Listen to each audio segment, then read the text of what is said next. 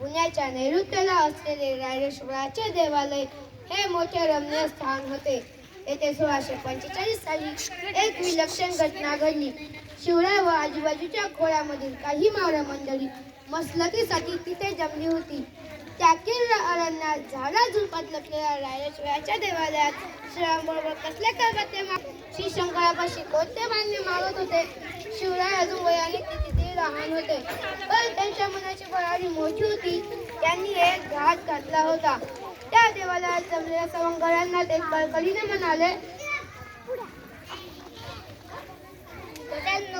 मी आज तुम्हाला माझ्या मनातील एक गोष्ट सांगू का?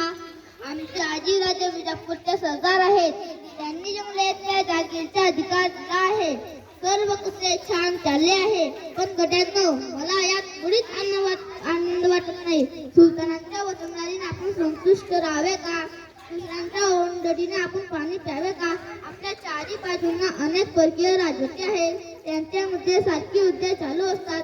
आपली माणसं या युद्धात नाक करतात. कुटुंबाच्या कुटुंबे कसे लागतात.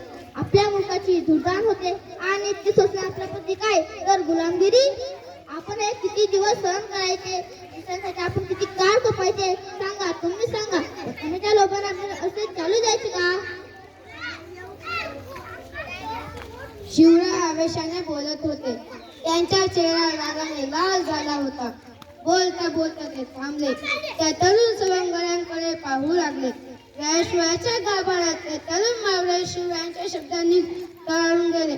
नवी दृष्टी त्यांना मिळाली. त्यापैकी एक जण म्हणाला, बोला बाळराजे, बोला. आपला मुलगा सांगा आम्हाला. तुम्ही जे सांगणार आम्ही ते करण्यासाठी आमच्या एका पायावर तयार आहोत. ओ राजे, तुम्ही जे सांगणार ते आम्ही करू. आमचे प्राणही देऊ. भविष्य ते सारे तेजस्वी तरुण एका आवाजात बोलले. मावळ्यांच्या या शब्दाने शिवरायांना स्फुरण चढले. एकेकाकडे पाहत ते आनंदाने म्हणाले,